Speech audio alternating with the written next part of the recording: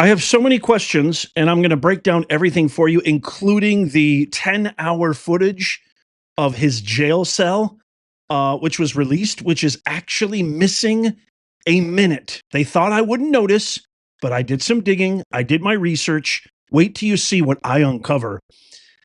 The news broke late last night, Sunday, 4th of July weekend. I hope you guys had a wonderful weekend. The Department of Justice issued this letter officially saying that the Epstein case is now closed. And what did we get for all our buildup? What did we get for all of Pam Bondi saying we have thousands of files, thousands of names, thousands of this, that? We had all these influencers waving binders saying we have this, we have that, we've got everything, we know what you want, yada, yada, yada. We got a big, gigantic nothing burger. I'm going to break down everything for you. I have to do it by kind of omitting certain words because this video has a real strong chance of being deleted. So you may hear me kind of do a quick pause when certain words come up, like expiring oneself, etc., etc. I'll try to substitute the words if I can. But to say that I'm shocked is the understatement of the year. This was literally the biggest scandal ever. And now the Department of Justice, Pam Bondi, the director of the FBI, Kash Patel, and Dan Bongino, the deputy director of the FBI, now say there's nothing to see. Nothing happened. Here is the official letter right here. And you can find this online. I'll leave a copy in the description if you want. But essentially, if you look here, this is the most important part here. After a thorough investigation, FBI investigators concluded that Jeffrey Epstein committed in his cell at the Metropolitan Correctional Center in New York City on August 10th, 2019. How many people believe that? How many people believe that Epstein expired himself? Let me know in the comments down below. I can't wait to hear from you. Conclusion is consistent with previous findings, including the August 19th, 2019 autopsy, findings of the New York City office of the CME, the chief medical examiner. Okay, and then the second paragraph, the conclusion that Epstein, you can read it there, expired himself, is further supported by video footage from the common area of the special housing unit. I'm going to play that for you in just a second. Again, there's a minute missing from the footage. They thought we wouldn't notice. That's kind of real the impetus of this entire thing. Never mind all the other holes. This story has more holes than Swiss cheese. As DOJ's Inspector General explained in 2023, anyone entering or attempting to enter the tier where Epstein's cell was located from the SHU, that's the Special Housing Unit common area, would have been captured by this footage. The FBI's independent review of this footage confirmed that for the time, Epstein was locked in a cell at around 10:40 p.m. And on August 19th until around 6:30 a.m. the next morning, nobody entered any of the tiers in the SHU.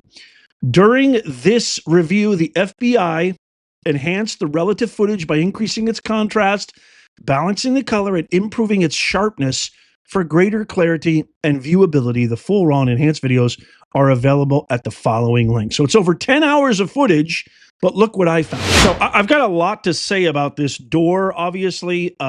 There's over 10 hours of footage. I'll give you a real kind of in-depth diagram of this, but what I want you to notice and pay attention to is the bottom left-hand corner of your screen. Look at the timestamp. It goes from 11:58, and as soon as it hits 59, it jump cuts to 12 midnight. Where is 11:59? Why did it jump cut from that minute? 11:58, and then boom, 12 midnight. Call me crazy, but that leaves a lot to speculation and makes me just feel really, really uneasy. Am I the only one? Let me know. Okay, now here's something that we need to realize, that this actually isn't even Epstein's cell door. People think, we're led to believe that what you see, the two doors right there, one of those doors, God knows which one, was the actual door of Epstein's cell. So the door has become sort of a controversy right here. I want to share this with you. So the actual door to the cell occupied by Epstein and inmate 3 from July 30th to August 19th was 220. If you look at this diagram right here, you will see that the camera in relation to Epstein's cell is located almost at a 3-point turn. And there's a note there saying that both photographs have been modified for security reasons and left the photograph has been modified for privacy reasons. So essentially what you see here, this is probably the most telling photo right here, is you can see where the camera is pointed to, that Epstein's cell is actually down the stairs, okay? And so that's why it doesn't look like it doesn't match. The doors don't match. So you see in the bottom left of the diagram there where the camera is situated, Epstein's cell is actually down the stairs, which is corroborated by the photo on the right of your screen, which is why the video footage looks like this. So the circle, the red circle in the middle is down the stairs. That's where Epstein's cell actually is. So this video really doesn't tell us anything at all. It's very odd that they would release this and, kind of claim some sort of confident confirmation that nothing happened. But wait, it gets even worse. Okay. So when the FBI raided Epstein's home, they found safes with tons of stuff in it. They found hard drive footage. They found all sorts of discs, as you can see below. They found all sorts of incriminating evidence, apparently, thousands and thousands of hours and terabytes and gigabytes of actual footage. That's one huge, like, what the F? Sorry for my language, but that's just a huge question mark. I mean, this is literally the greatest scandal of the entire. I mean, it's one of the greatest scandals ever. And the fact that Diddy got acquitted for all of the serious charges related to the same thing that Epstein, and why is Ghislaine Maxwell sitting in prison right now if nothing happened? It's just so bizarre. And then we have here Alina Habba, who we both love, right? Was the attorney to President Trump during the fake Don Juan Merchan hush money trial. Listen to this quick clip back in February of Alina Habba saying this to Piers Morgan. Check this out. But in this case, in Epstein's case, it is incredibly disturbing. We have flight logs, we have information, names that will come out. Is it going to be shocking? I don't see how it's not shocking that there were so many individuals that were hidden and kept secret and not been held accountable. Let's talk about the reverse. I believe in accountability. So you have to now go through your process. Now, I won't say they're guilty until they go through their time in court. But again, now it's time for accountability. We have seen for so many years, Pierce, in this country, many investigations, subpoenas, testimonies in Congress, et cetera, et cetera. But there's a general frustration with accountability. We take it halfway, we don't take it home. And I really believe that now with Cash and Pam, there will be accountability. I mean, she seemed pretty confident. Is it just me?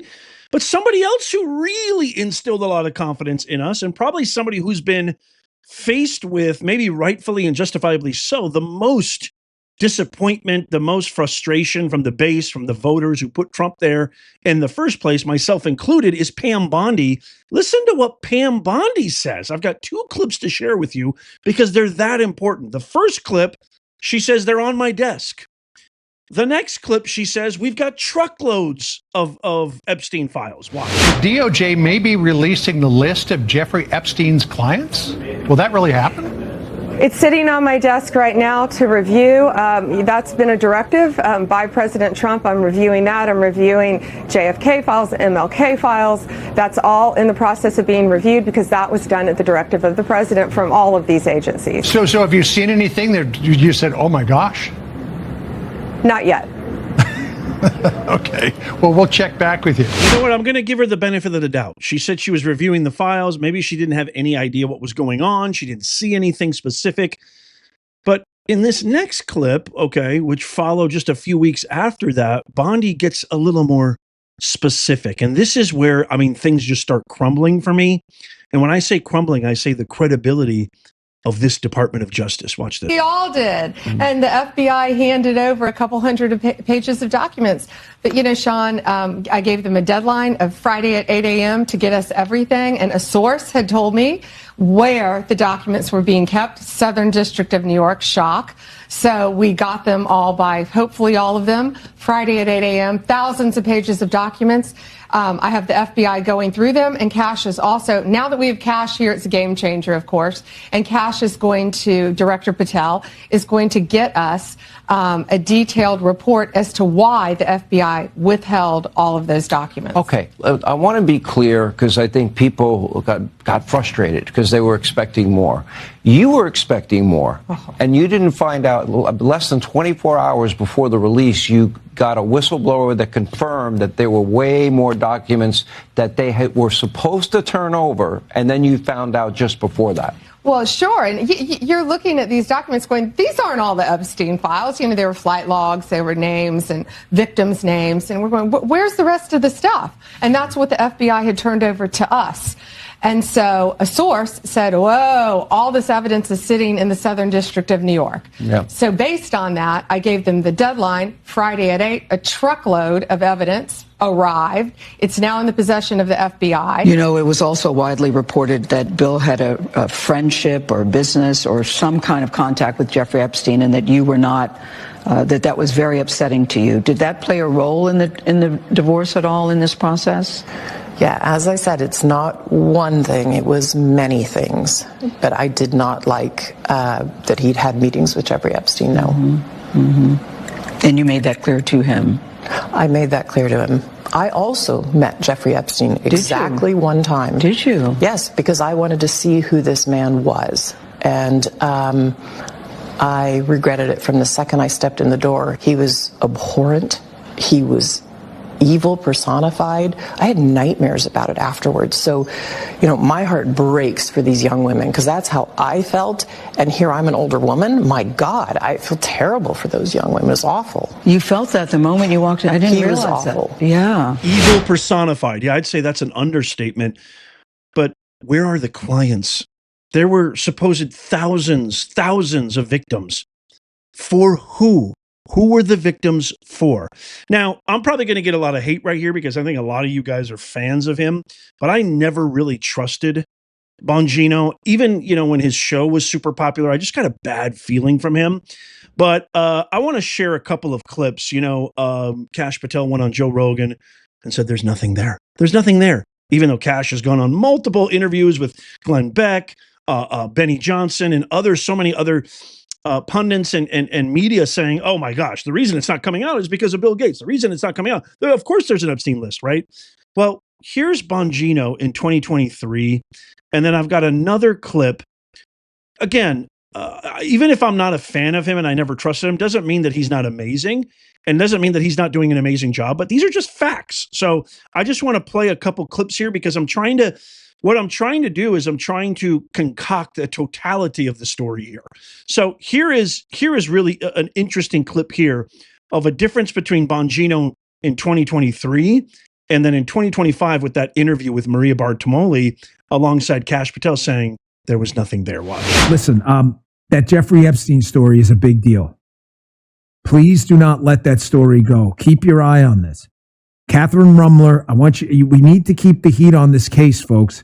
There are a lot of people who are knee deep in the Washington swamp who are not telling you the truth about serious allegations out there that Epstein may have had video and audio of people out there doing things they shouldn't have been doing. And you should be asking yourself the question, how is it that all these people, the CIA director, the Obama fixer, Bill Clinton, all intersected paths with Jeffrey Epstein? Jeffrey Epstein isn't with us anymore, and nobody seems to want to talk about it.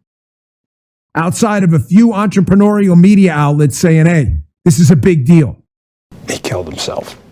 You want me to I've seen the whole file. He killed himself. So, I mean, that's obviously a huge dichotomy there. Here's a clip of him saying that he had some kind of conversation with somebody very, very high up that Epstein was a foreign agent. Watch this. About a year and a half after that, I'm in a green room at Fox, and I'm not going to say who because they didn't give me permission to share it, but the short story, but I don't know who they are.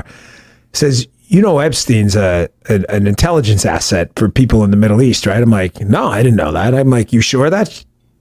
The person, let's say, is like, I'm absolutely sure of that he's either a witting or unwitting asset, intelligence asset, meaning his plane and that island, the cameras, there's a big assumption out there that these videotapes were exclusively in the custody of Epstein.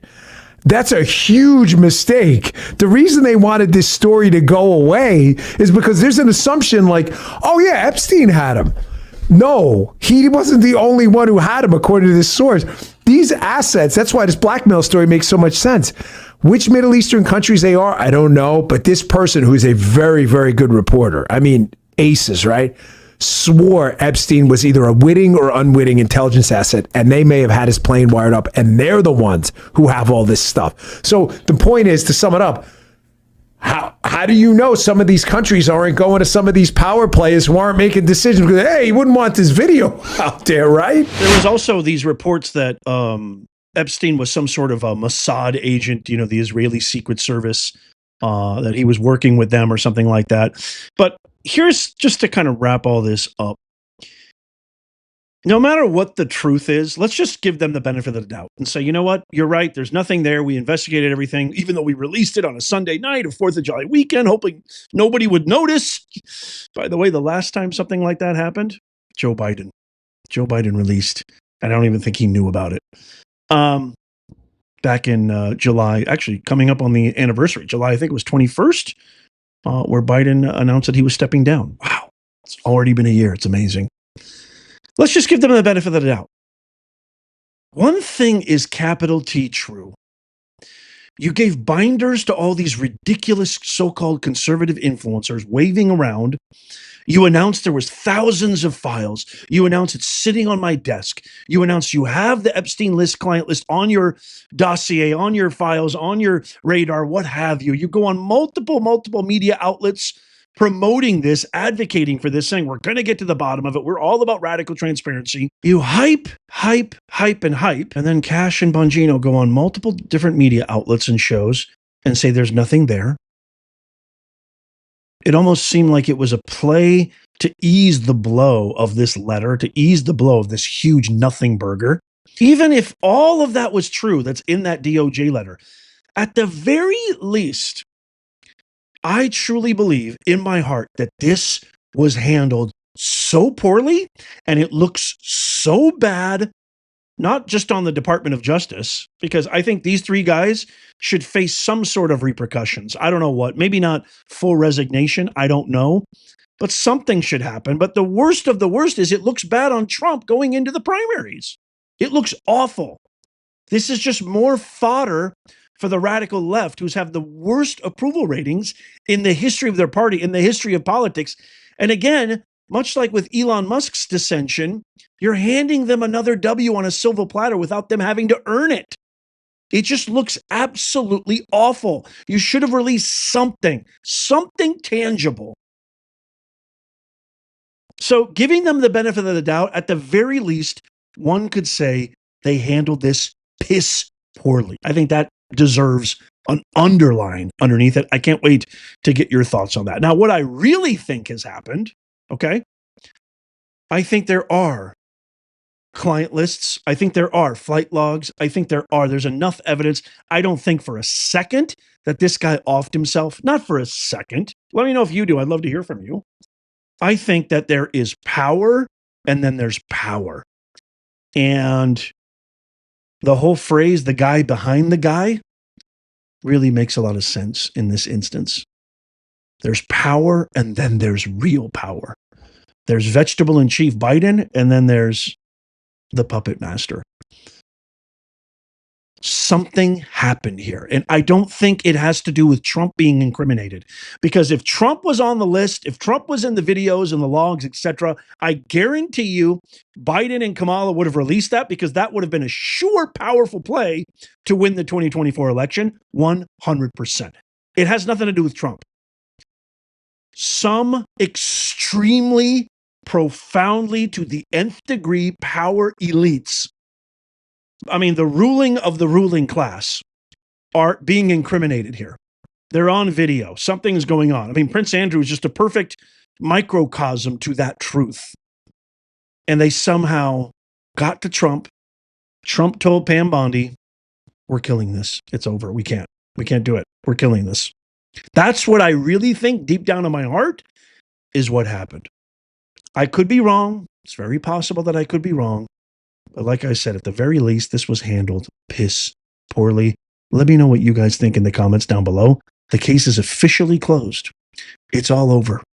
We're never going to get an Epstein list. We're never going to find out what really happened. But I'd love to hear from you down below. Please make sure you tap that thumbs up. It doesn't cost you a thing, but it helps us out immeasurably. You can even do it with your TV remote. Just tap that thumbs up. Make sure you check out these videos coming up on the screen right here, just in case you missed them. Tap my face right here to subscribe and follow. It's absolutely free. If you want our one-of-a-kind Nez Nation merch, it's the link to our shop is in the pinned comment. And as always, may God bless you, and may God bless the USA and all who defend her. I'll see you soon.